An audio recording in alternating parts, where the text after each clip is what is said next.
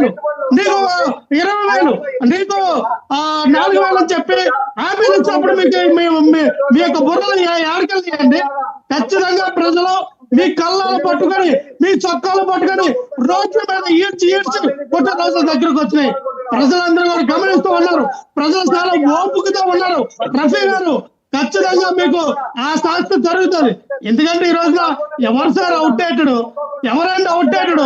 మీ party outdated, మీ party outdated, మీ కూటమి outdated, కూటమిలో ఉన్న నాయకులు అవుట్డేటెడ్. ఎవరిని అవుట్డేటెడ్ అంటారు మీరు? ఒకటే చెప్తూ ఉన్నాం, ఈ రోజున మీరు వచ్చినటువంటి 8 నెలల్లో మీ పరిపాలన చూసినటువంటి జనాలు విసిసండి అన్నారు. ఈ రోజున అక్కడ సభలో వచ్చి మిమ్మల్ని ప్రశ్నిస్తారు, నిలదీస్తున్నారంటే అర్థం చేసుకోండి మీ పరిపాలన అంటే. లక్ష్మణరావు గారు మీకు ఒక క్వశ్చన్ అండి, ఒక్క నిమిషం మాట వినండి. ఇప్పుడు సభ సజావుగా సాగుతోంది, ఆయన ఏమి రెచ్చిపోయి మాట్లాడలా, ఇలాంటి అవుట్డేటెడ్ థింకింగ్ ఉన్న కుర్రాలతో సమస్య ఇదేనండి అని శాంతంగానే చెప్పారు. సభ జరుగుతున్నప్పుడు డిస్టర్బ్ చేసే వాళ్ళని పోలీసులు లాక్కెళ్ళటం అని ఆనవాయితీ. ఇక్కడ ఈ ఫెసిలిటీ ఉంది, మీ ప్రభుత్వంలో ఆ ఫెసిలిటీ ఉండేది కాదు కదా. ఇందాక రఫీ గారు అన్నట్టు పరదాలు లేకపోతే చెట్లు కొట్టేటాలు. ఆంధ్ర యూనివర్సిటీ పచ్చటి మైదానం అండి, మొత్తం కొట్టిపారేశారు. మీకు ఎవరు కనపడకూడదు, మిమ్మల్ని ఎవరు చూడకూడదు. మరి అంత ఘోష పాటించిన ముఖ్యమంత్రి ఎక్కడ కనపడలేదు.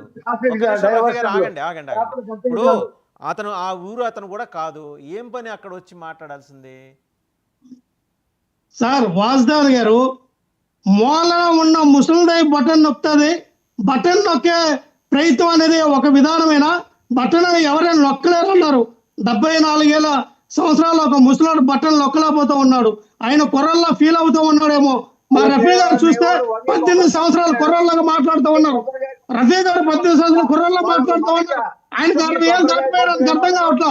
చంద్రబాబు నాయుడు గారికి 74 సంవత్సరాలు వచ్చారు, మర్చిపోతున్నారు. ఆయనకు ఒకసారి కూర్చోండి రఫీ గారు. 74 ఏళ్ళ ముసలాడు ఒకసారి బట్టలు నొక్కమనండి.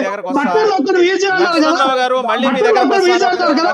ఏదైతే కేంద్ర ప్రభుత్వం ప్రకటించినటువంటి బడ్జెట్ ఆంధ్రప్రదేశ్ కి రావాల్సినటువంటి నిధుల సంగతి ఏంటంటే 50 డిగ్రీలు